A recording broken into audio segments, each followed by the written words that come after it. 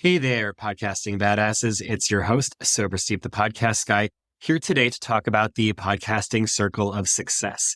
And this is very near and dear to me because it was the very first client resource that I created when I decided to kind of twist and turn my life coaching experience and program that I'm in into something podcasting specific. And so if you've ever worked with a life coach before or are a life coach, you are likely already very familiar with the concept or the idea of the circle of life.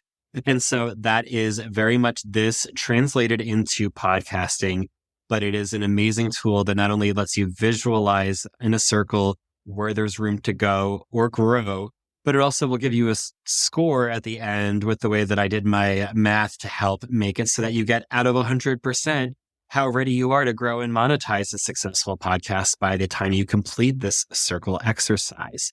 And so being that it's the very first thing that you can get offered when you go to sobersteve.com, I wanted to spend a little bit more time talking about what makes it special and why it's been something that my clients have all loved using, because we all love getting a chance to measure how we grow over time.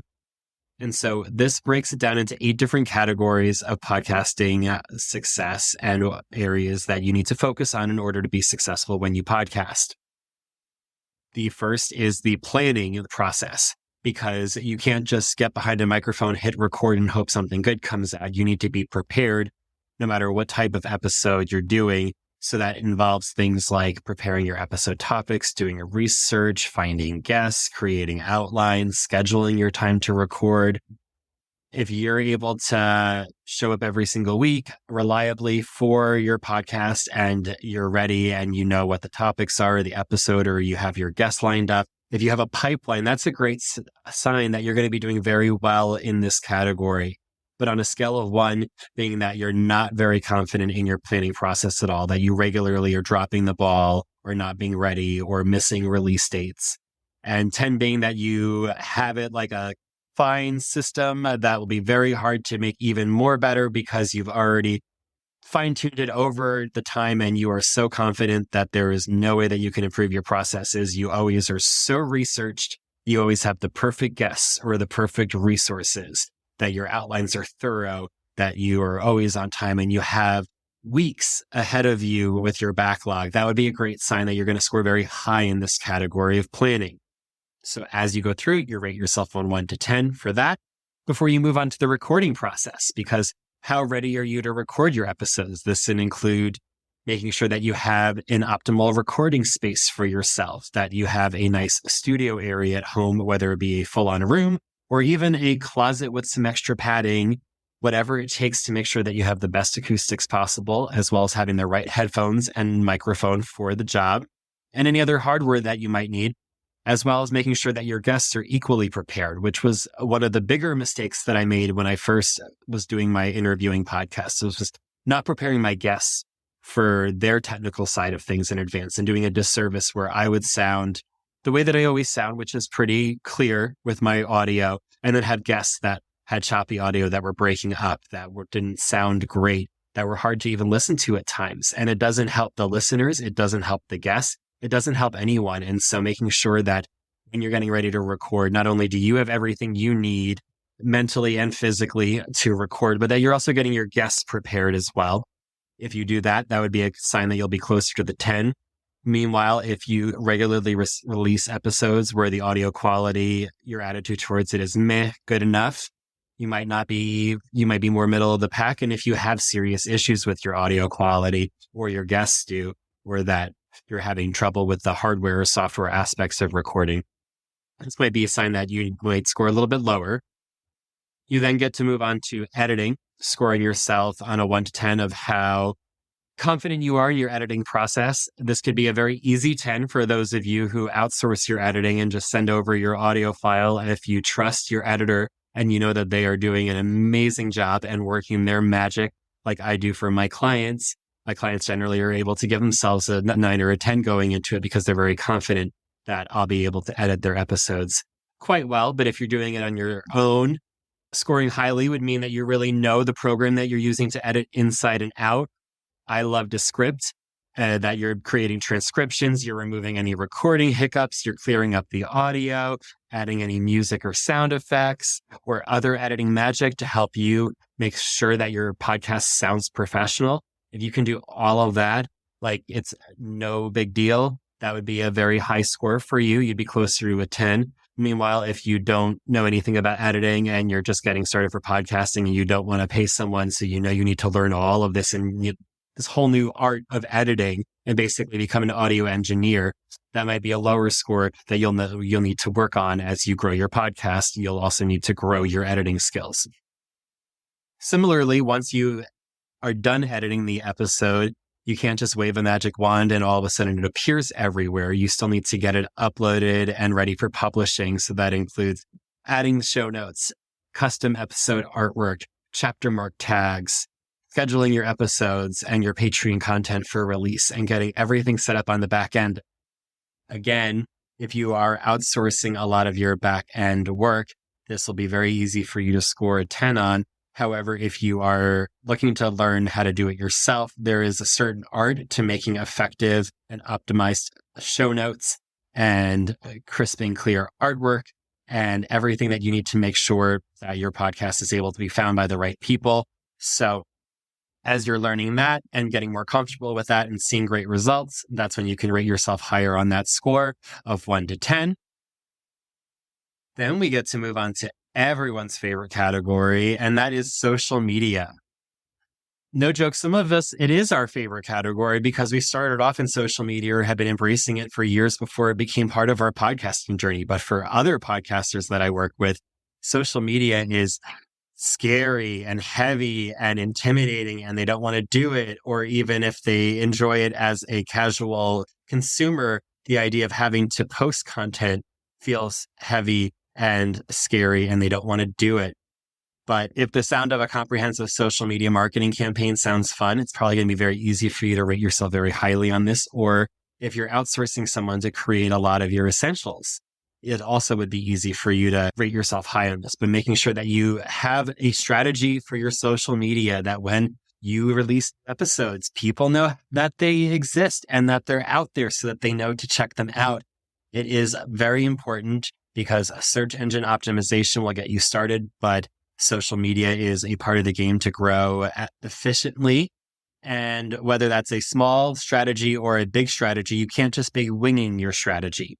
So this scale of 1 to 10 isn't just how great you are at getting likes and engagement, but also that you know that when you release a new episode, that this is the type of post you'll do on the episode release day. And here's the one that you'll do that night. And then here's the one that you'll do the next day. And that it follows some sort of formula. And then you're not just sitting there every single day trying to think, what am I going to do now? That would not be a very high score in the social media strategy compared to if you know exactly what type of content you're going to be creating for your accounts.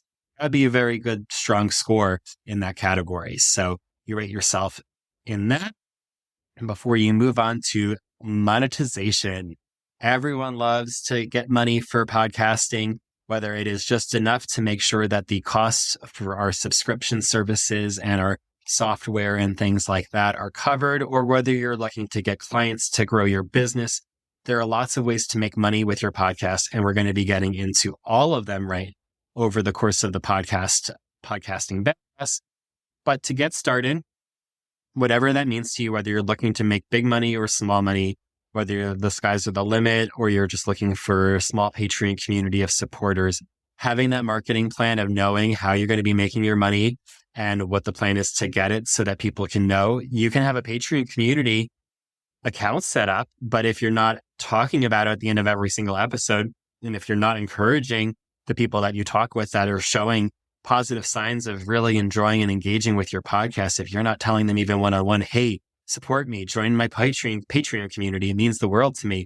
If you're not actively pushing your memberships, they're not going to be growing the way that you would like them to be. And having more than one solution, because there is that big hurdle between starting your podcast and getting to the point where you're getting the 1,000 downloads in your first 30 days, that you need to start working on advertising and the bigger monetization strategies. And so I'm able to help my clients create strategies to get them to be making money before they hit the 1,000 download mark, well beforehand. and then get them to the 1,000 mark so that I can grow further from there. But it all begins with having a strategy in place. If you feel like yours is treating you just fine and you're rolling in the money, you'll have a very high score. And if you are not making any money and don't know how to make money, that would be a lower score, and means that there's definitely a reason why you need to be following this podcast and possibly reaching out to come on for a brainstorming or a tune-up session so we can help raise that score a little bit, or any of these scores for that matter. We then move on to community. I love my podcasting community. I have multiple podcasting friends, not just clients that I work with and help with their podcasts, but also people that have helped me with my podcast, people I collaborate with that do other podcasts. I have Facebook groups and Instagram accounts that I follow about podcasting. I have a very strong, diverse podcasting community I've built and grown. And that's one of my secrets to success that I'll be talking about with all of you, of how to grow your podcasting community.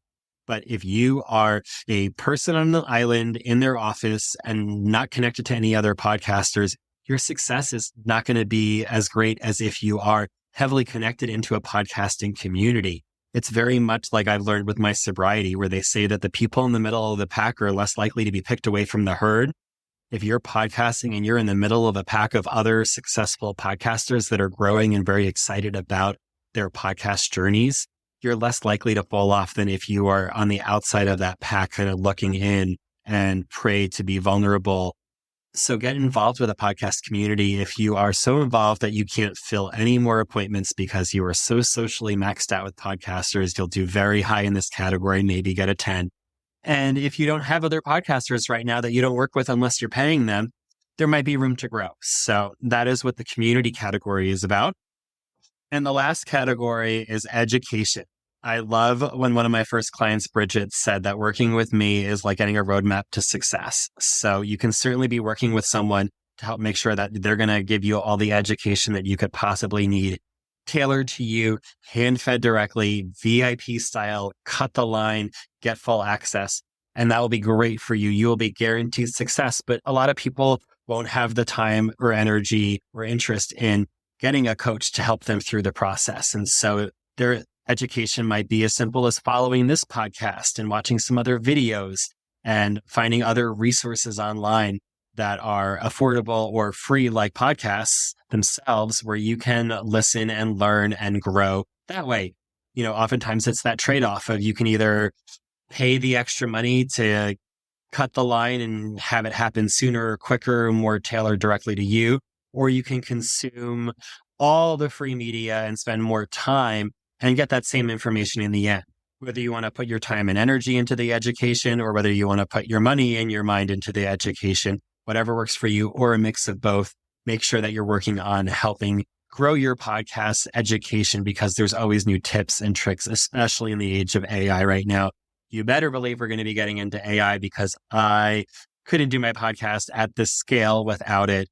And there are always new tools and tips and tricks that I will be covering and sharing with you. So if you are following this podcast already, you can give yourself an extra point or two on education.